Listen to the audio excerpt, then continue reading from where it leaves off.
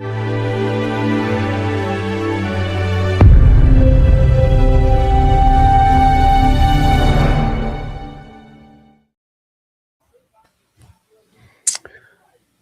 afternoon.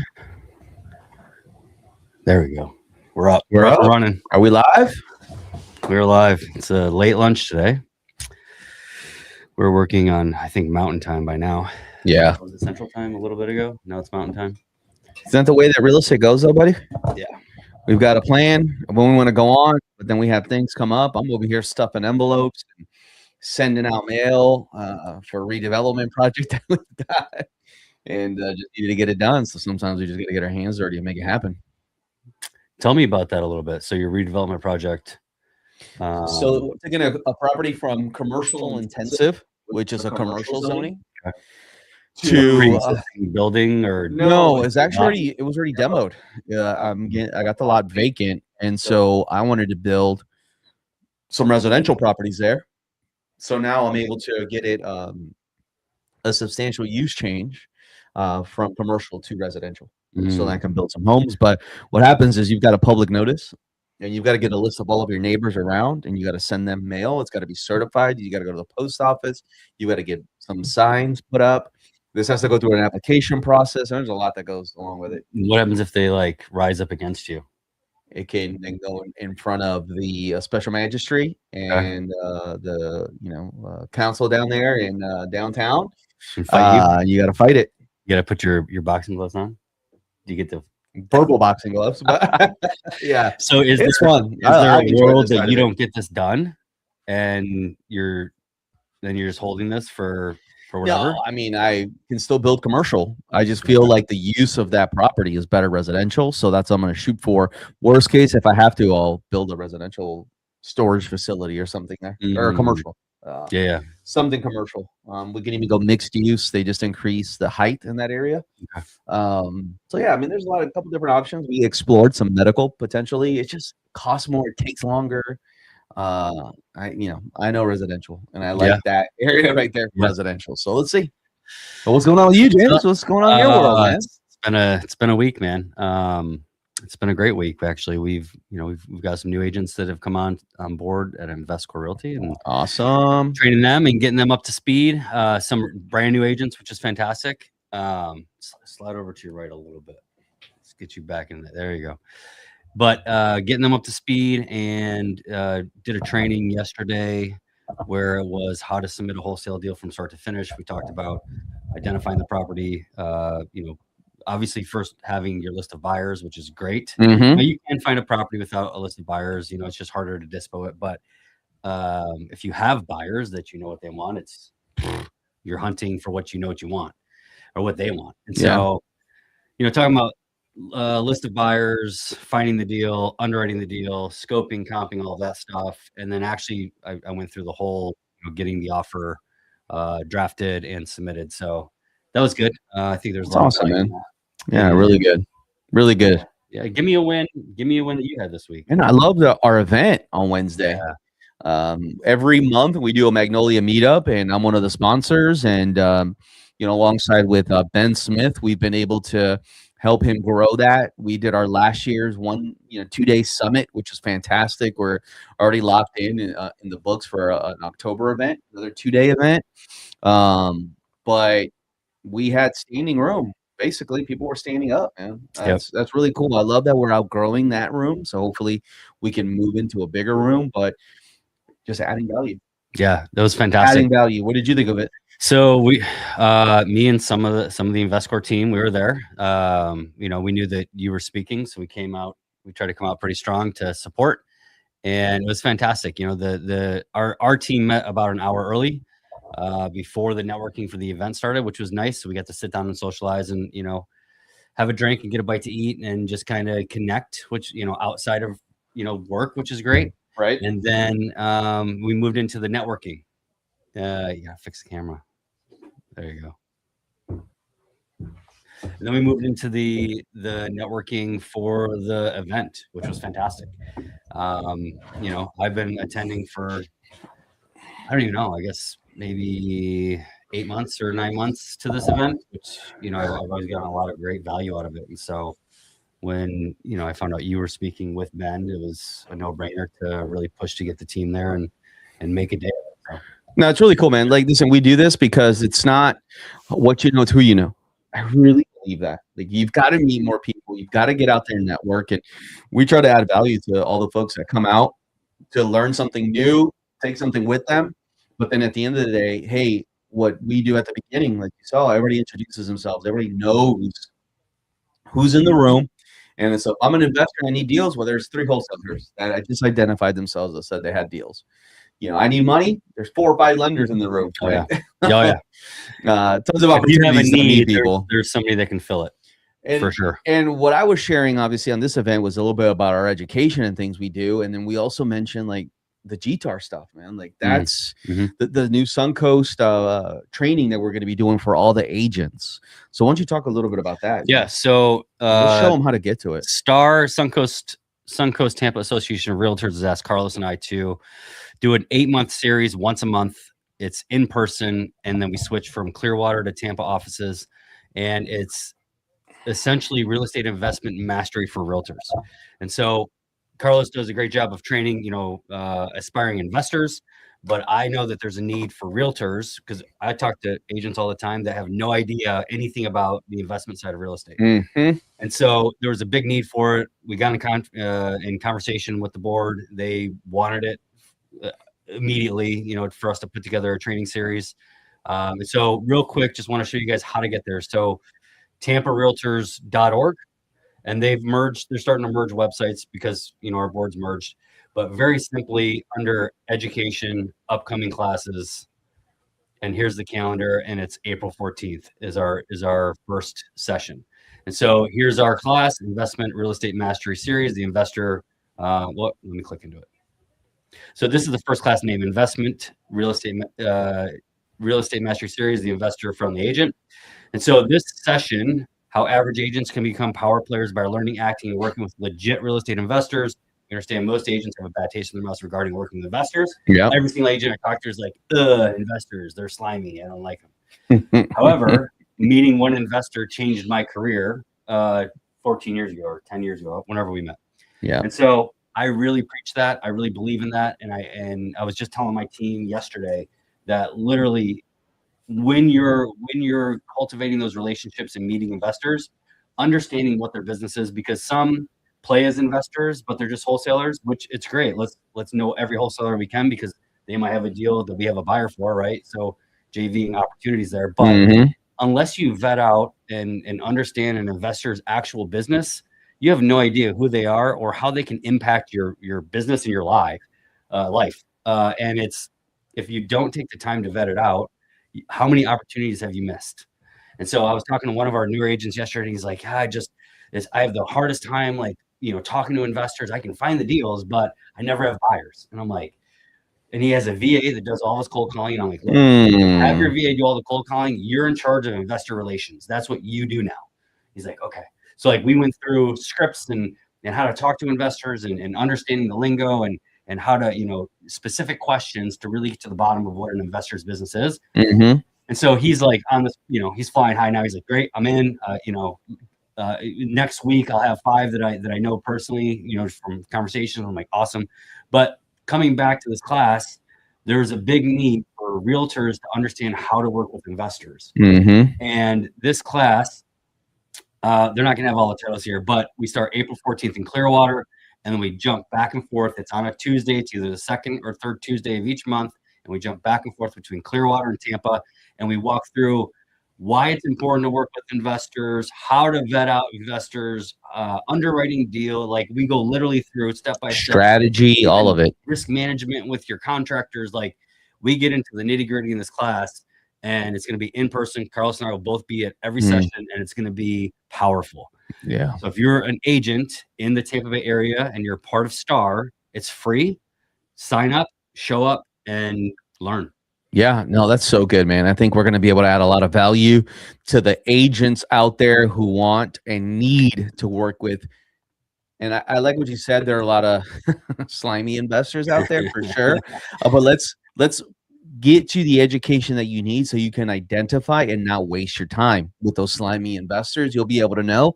And that's one of the things that we're going to teach you. We're going to teach you how to identify the true investors in the market, and the things to look for. And then you yourself understanding what that investor is going to potentially ask you to do. So then you can be effective and execute. And it's just open up a whole nother realm of income for these agents. So excited about that. That's around the corner, man. 2 weeks away. And just to hammer it home, I always preach retail is great. I love retail. I've done retail for, since I've started. Lots of great commissions in retail.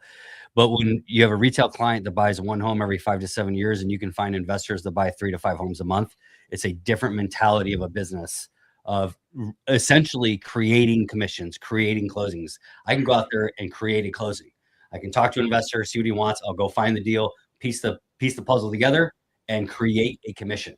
And it's not, waiting for my neighbor's sister's cousin to, want to buy a house, or, showing a buyer 50 houses on the weekend and then not have, and there's a place for that. There's a place for retail.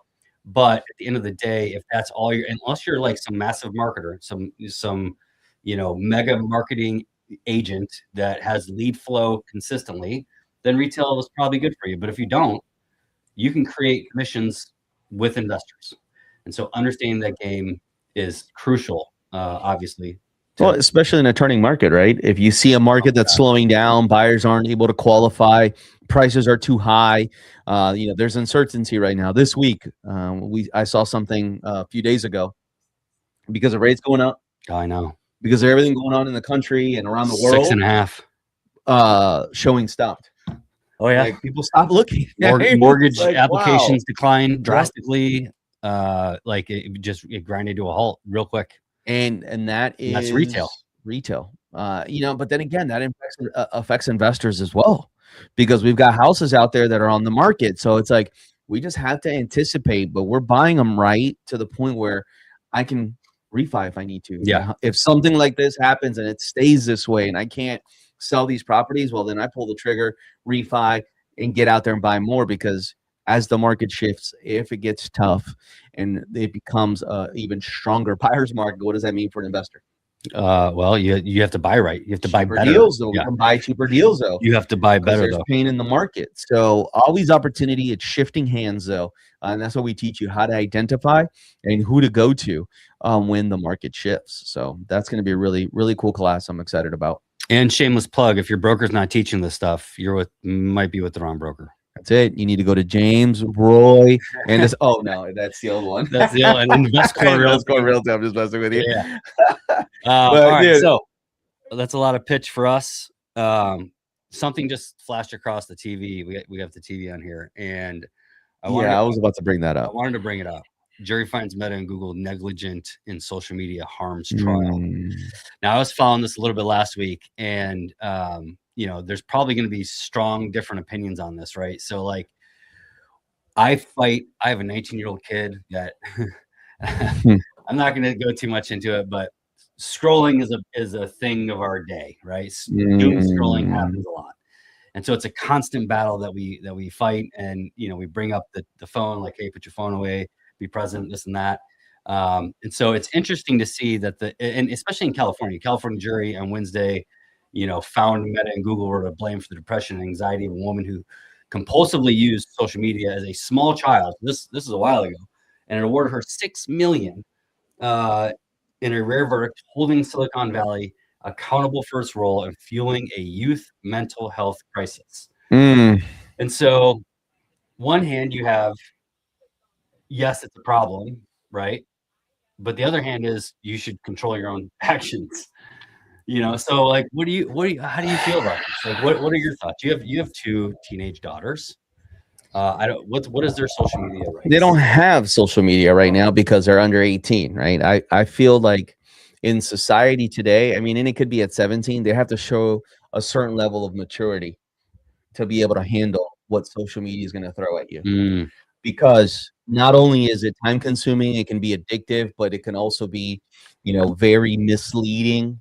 You hear of the depression and things of people just constantly showing the good of what's going on. In the society today, we've got a a comparison issue. Oh yeah. Everybody loves to compare themselves, and why don't I have what this person has? But they don't get to see everything they All you deal with see on is the the back end. highlights. You only see the good highlights.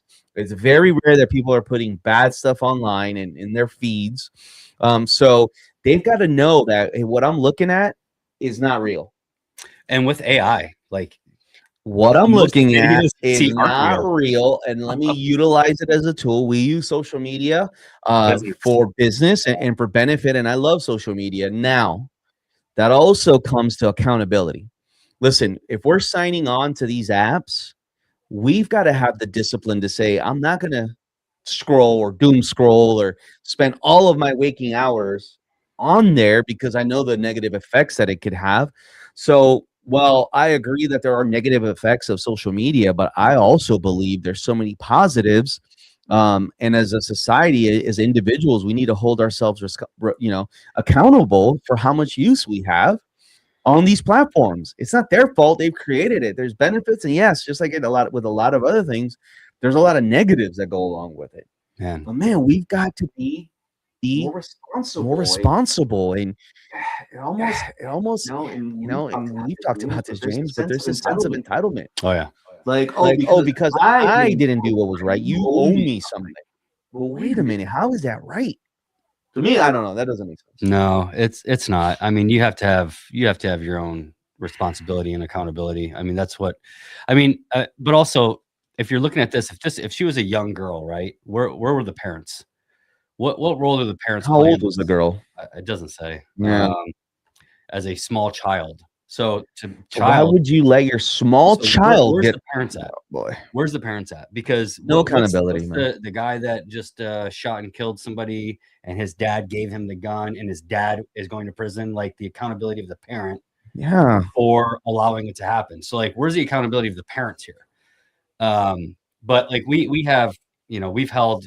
I think our kids didn't get social media till 16, so we held pretty strong too. And it's always like, well, I don't understand. I just want Instagram. All my friends are on there. And then it's like this social pressure. And I'm like, if you spend 1 hour on social media a day, 1 hour, just one, you have wasted the end of the year. If you're just scrolling. And I've always told my kids, be a creator, not a consumer. If you get on social media and you're a creator and you're creating videos and you're monetizing it and you look at it as a business, you don't waste a bunch of time. That's a different mentality for social media. Because a lot of influencers are making a ton of money, and if you can get really good at that, okay. But if you're scrolling for an hour and wasting an hour of your day, 364 hours, just 1 hour a day, 364 hours a year, that is gone from your life. And what is our best commodity in life?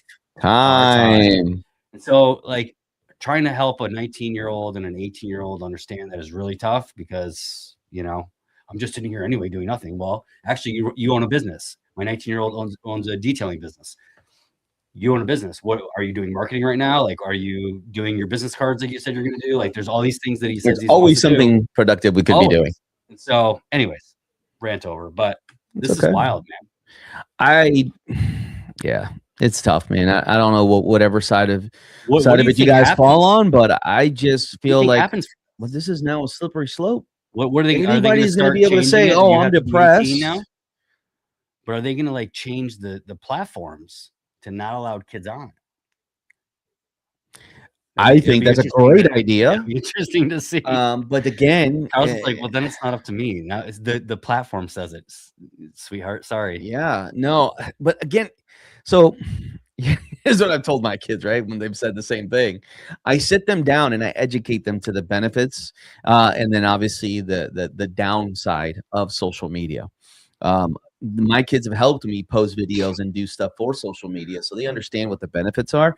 But we've also helped them understand what the negative implications are, especially for someone who's not developed correctly. Yeah, and communication, man. We've talked to them. Yeah, they feel sometimes a little isolated, but so what? Call your friend. Well, Dad, my dad's weird and doesn't let me. Great, I'm weird. I love it. I will be the weird parent that is not going to let you ruin your life. Just like how a lot of parents are like get shocked with me about this. I don't let my kids sleep over anywhere.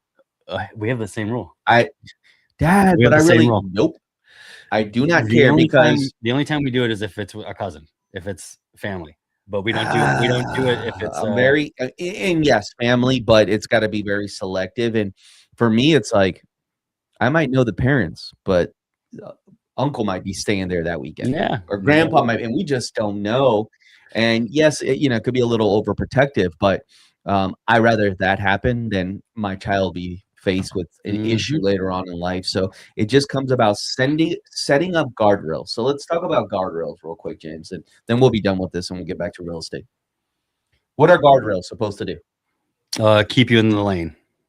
And from Your own self. well, going off the road, right? Yeah. It's getting off course. Yeah. Yeah. Keeping you on the road. We have to not On the only for our children, but even as adults, we need to set up guardrails in our lives Oh, yeah. that are going to be there to prevent us from doing something that we know can take us off the cliff. Those guardrails have to be there. The sooner we teach our kids to put guardrails in their lives, the better they're going to be at having discernment as to what's right, what actions I need to take, what are the implications of taking this action. Because if I choose to go over the guardrail, right? Yeah. I'm going off the side of the road. I'm screwing up my car. Off the cliff. My life's in danger. I mean, so many variables that happen when we break that guardrail. Well, let's go ahead and put those up so we stay in the lane. Let's stay in the lane. And as parents, it's discipline. highly encourage you to talk about guardrails with your kids and show them by example. Hey, Dad, I tell my girls, look, Dad struggles with this, so I do this as a guardrail to help me from giving into this. Dad's disciplined because of this and these guardrails that I have that help me to keep myself in line and focus and determine all these things. Your kids are not too young. I started teaching my girls this when they were real young, and we continue in spiritual guardrails as well to avoid us from falling into sin. I mean, there's all these different levels of guardrails that we could set up in our lives, and it's just to help us, and it'll help your kids as well. So, love them, man. Cool. Absolutely. I mean, I couldn't agree more. All right. I got some interesting ones for you. Okay. Antonio Brown's former Odessa estate listed after bankruptcy. Ooh. So Lakefront Estate in Odessa, once owned by former NFL wide receiver and crazy man Antonio Brown, has been listed for $3.9 million. I looked it up on the MLS. Already pending, 8 days in the market. Pending. Wow. Was it on the water? Oh, yeah. Woo! That thing is sick. That's an interesting kitchen too.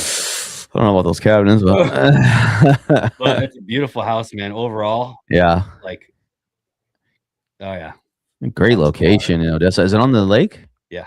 I don't know. Was it lakefront? Is that Keystone? No. It shows it's definitely lakefront. I mean, we can look it up. Might be Keystone either way. Man, this guy, he just keeps coming around. Isn't he like on trial for like murder or something right now? I think he's got problems. But yeah, again, that's one of my guardrails. I get so busy that I don't want to be distracted with other people's drama, so I don't even look anymore. Let's look. Where is this at? Keystone. Yeah, you got it. Called it. Man, what a nice house. So that one went pending real quick. And I think he was. I think. And why do you think that one went? Let's go this. Why do you think that went pending so fast? Well, I think it's part of the story too. You think so? Oh, somebody wants Antonio Brown's old house.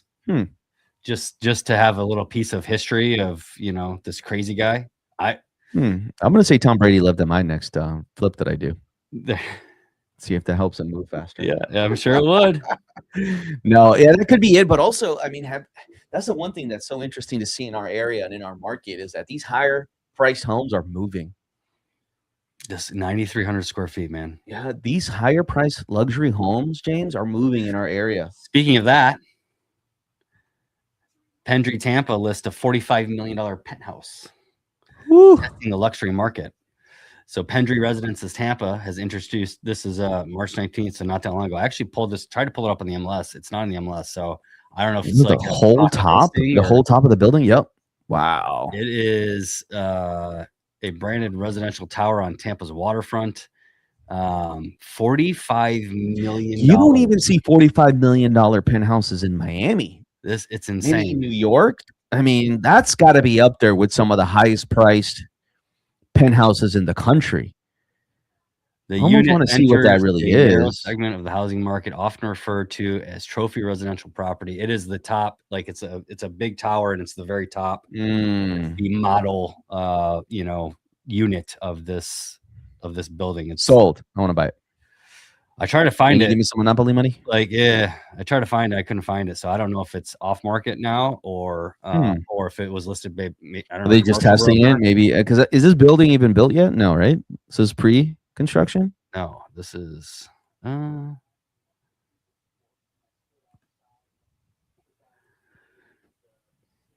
So no, it's built.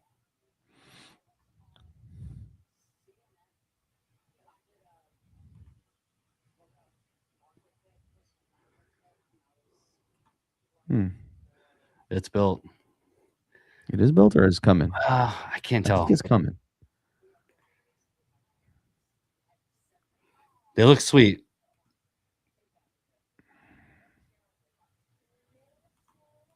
So I don't know if this is like just it looks like a rendering. Yeah, it does. So yeah, maybe pre-built, but I still couldn't find it. Like even if they're trying to test it. But luxury, man, luxury in Tampa. Yeah. Now let's downgrade a little bit. Gasworks adds second residential project as Ybor district takes shape. They're preparing to deliver its second residential project in Ybor City, 390 unit apartment community set to open April 1st. So that's probably a little bit more affordable. You think than 45 million? Hey, actually, is this going to have an affordable housing component to it? That's a lot of units. I'm trying to read it there. Does it say anything about affordable housing? It does not. I was skimming it a little while ago, and I didn't see anything about affordable housing, but we have such a need for affordable housing also in Tampa. But you would think that it's not going to be. I mean, it's going to have studios, right? 1 and 2 bedroom units. You would expect those are going to be better priced, a little bit more affordable. But it doesn't say anything about price. But next week, man, these are opening next week. Good for Ybor City. Yeah. Now this was interesting, and you probably know a little bit more about this because you're probably a little bit more familiar with downtown Tampa than I am. But Franklin Street could connect downtown Tampa's fastest growing district. And I was reading it, and it's like Franklin Street kind of gets chopped up by 275 and this and that, and it separates. I was reading it, man. It's like separates Midtown from the waterfront and this and that. So it sounds like they're looking at Franklin Street runs between those districts and could help unify downtown if the gaps along the corridor begin to close. It's an important piece of connective tissue linking the River District, the downtown core, and Tampa Heights. And it sounds like they're talking about trying to figure out how Franklin Street could be better connected to make the area a little bit more cohesive. Yeah. Public. Roughly 1.1 miles from Jackson Street downtown to Palm Avenue near Tampa Heights. Expect to issue a request for qualifications for the design phase in the coming months. So we're working on it. Yeah, that's really cool. That's really cool. I think it can have the opportunity connected to the riverfront over there. Go all the way through. It does connect through to the Channel Side District, Smartman's Wharf, and all of that. I love Tampa. There. I mean, but it's like those little trolleys and stuff. I think that needs to get a little bit better. I love the trolley. But you got to think about, okay, so let's think about this. How do we then take that and connect it to Midtown and then connect that to the West Shore District? That's going to be coming, right? The stuff they're doing on West Shore. And then what about this new stadium for the Rays and the Bucks Stadium? Just imagine them figuring out like a high-speed rail or something that just little stations in front of all of these destinations, right? That's what we need. We need a little Amtrak, little high-speed rail that kind of connects all the major points. I mean, then you're really, now we're moving into that higher, like now we're a bigger city feel. Let's put it that way. That would be awesome though. You could just jump on the train and like go to the game and then train it back to the house and not have to worry about parking or anything. I mean, That'd be fantastic. The so. point of all of this is Tampa is growing. It is fantastic. It's beautiful. I love Tampa. There's still, I guess I don't know what the migration is now from A COVID, slowdown. but man, just the development and the capital coming into this area it's impressive. Yeah. Very impressive. I wouldn't want to live anywhere else, to be honest. Well, and that, and then if we talked about this a little bit on Wednesday, but if those taxes go away, I tried to poke you guys. Yeah, Ben wasn't having any of it, and I try to keep it kind of BA as well, but it just really depends. It had nothing to do with DeSantis. No, it was the point of if these taxes go away. If they do go away, it is going to benefit. Why would? Okay, so if I can buy a house free and clear and have no property taxes, or as my primary residence, why would I not buy here in Florida?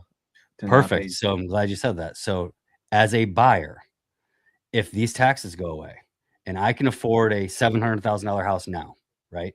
And those taxes go away and now I can afford more of a house, right? Yeah. But the buyer pools also get much bigger because now the people who owe, who can afford a $300,000 house can afford a $500,000 house. This is what we need though right now because these houses are so expensive. So let's say that happens. And then our small supply that we have gets sucked up. What happens to the home values? Straight up. So now we might have a supply issue because now more people can afford housing. Yeah. And now if the supply goes away, now the prices skyrocket again. And we don't even have any real relief from COVID prices. Like we're still high. So I'm looking at it as a buyer going, damn, I have to buy a house now because if this happens, going up, and I'll just position myself like, hey, if they go away, my payment's just going to go $500 less a month, which would be great. But if I wait and that happens, and then the supply is gone, and now prices shoot up more, like, it's so that's what I'm worried about. That's what I was trying to get out of you guys when I asked the question. Yeah, I mean, again, I think we didn't really want to get into all of that there at that time because we're more on the education side of it, but. I think it's a great point. I think, and the more you can do to share that with others, the better. But you're always going to be on the right side or the wrong side of the market. So you can't ever time it. No, wish you could. No. But yeah, it's good stuff, man. I do believe that Tampa is on the rise. I believe as more and more industry and jobs and things start to get created here, that yes, we're going to have a demand for higher price, but we're also going to have a demand for lower price, more affordable housing, which I know we're working on a few things like that. But then this luxury market is going to continue to increase. $45 million penthouses will be something that hopefully becomes a normal thing. Because we want to be able to sell these higher priced homes and lower priced homes, all of it, right? We want the density here. We've got some concerns with infrastructure and things like that, but yeah, I believe those will start to get addressed. So definitely excited for the future. So any of you guys out there, stop waiting. Don't be like James, who's taking him 5 years to find his primary residence. Right now, very picky. Very picky. Find a property now. But if you're not even ready, if you have your own home, but you want to get into real estate, right now is the time. Reach out. www.cgrealestateacademy.com. Information on there about this 8-week amazing course. We're running 2 of them right now, one in English, one in Spanish, adding value, creating the future flippers of Tampa Bay. And we're here to add value, not only with teaching you how to find deals, how to fund them as private money lenders, how to fix them, because once you come on board with us, we give you access to our subcontractors, and then ultimately how to sell these homes. So love it. Here to educate and help you continue to grow in real estate. Appreciite you, man. Yeah, you too, buddy. Investcore Realty too. They're here. Like the reason we partner up is because we both understand that there's a huge need to educate new agents and investors alike. Yeah, love it. InvestcoreRealty.com. If you're looking if you're an agent looking to join an investor friendly brokerage, and it's not even just like, I know it's in the name and we talk about investments all the time. We do retail too. So don't think if you come over like, oh, I can't do retail. We do retail all day long. I do retail. But we like to educate our agents to be able to create additional income That's it. in places that maybe they don't know where to find it. And so, if you're looking for a new home, that's us. Love it, man. All right, you too. Bye, guys.